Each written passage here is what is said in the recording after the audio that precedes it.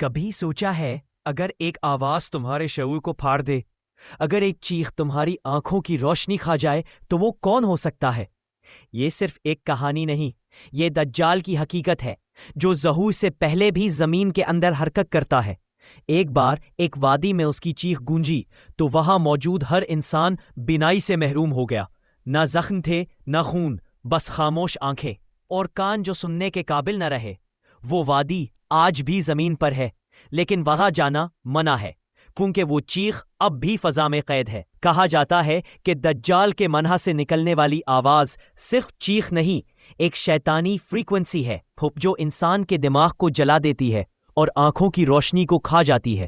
کچھ کہتے ہیں یہ اس کا وارننگ شاٹ تھا، اس دن کے لیے جب وہ دنیا کے سامنے آئے گا تو چیخ سے نہیں، نظر سے مارے گا۔